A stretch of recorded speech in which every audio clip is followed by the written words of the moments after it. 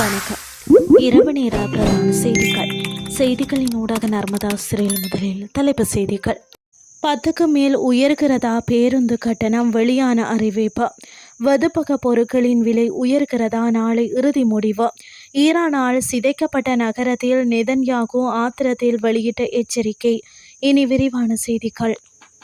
பேருந்து கட்டணங்கள் 10% மேல் உயர்த்துவதற்கான முன்வழிவு ஒப்புதலுக்காக அமைச்சரவைக்கு அனுப்பப்பட்டுள்ளதாக தேசிய போக்குவரத்து ஆணைக்குழு அறிவித்துள்ளது.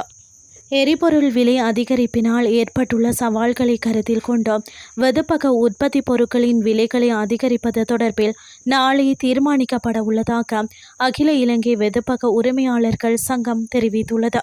அண்மை காலமாக எரிபொருட்களின் விலைகள் சடுதியாக அதிகரித்துள்ளதால் வெதுப்பக தொழில்துறையை முன்னெடுத்து செல்வதில் பல்வேறு நெருக்கடிகள் ஏற்பட்டுள்ளதாக சங்கத்தின் தலைவர் NK ஜெயவர்தன சுட்டிக்காட்டியுள்ளார். இது குறித்து ஆராய்வதற்காக நாளை விசேட கலந்துரையாடல் ஒன்று இடம்பெறவுள்ளது. இந்த கலந்துரையாடலை தொடர்ந்து பான் உள்ளிட்ட அனைத்து வெதுப்பக உற்பத்தி பொருட்களினதும் திருத்தப்பட்ட புதிய விலைகள் உத்தியோகபூர்வமாக அறிவிக்கப்பட உள்ளன. இனி வெளிநாட்டு செய்திகள்.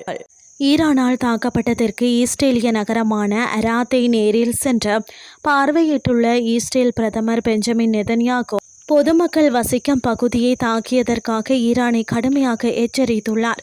சனிக்கிழமை அராத் மீது நடத்தப்பட்ட தாக்குதலில் குறைந்தது 84 பேர் காயமடைந்தனர். அவர்களில் 10 பேர் படுகாயமடைந்தனர்.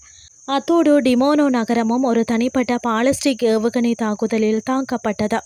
இது தொடர்பில் கருத்து வெளியிட்டுள்ள நெதன்யாகு கடந்த 48 மணி நேரத்தில் ஈரான் பொதுமக்கள் வசிக்கும் பகுதியை தாக்கியுள்ளது. அவர்கள் இதை ஒரு பெரும் படுகொலை ஆயுதமாக செய்கிறார்கள்.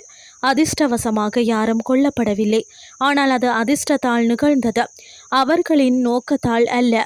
பொதுமக்களை கொல்வதே அவர்களின் நோக்கம் என்று குற்றம் சாட்டியுள்ளார். மேலும், நான் எல்லா நேரமும் எச்சரித்து வருகிறேன். இப்போது அவர்களால் ஐரோப்பாவின் ஆழமான பகுதிக்குள் ஊடுருவ முடியும். அவர்கள் ஏற்கனவே சைப்ரஸ் போன்ற ஐரோப்பிய நாடுகள் மீது தாக்குதல் நடத்தியுள்ளனர்.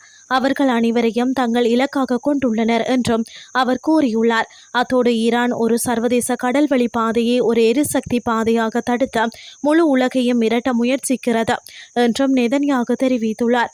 அதன்படி முழு உலகத்தையும் அச்சுறுத்தும் இந்த ஆட்சி தடுத்து நிறுத்தப்பட வேண்டும் என்பதற்கு இதைவிட வேறு என்ன ஆதாரம் வேண்டும் என அவர் கேள்வி எழுப்பியுள்ளார். இத்துடன் செய்திகள் யாவும் நிறைவடைகின்றது. அடுத்து காலை 8:30க்கு எதிர்பாருங்கள். நன்றி.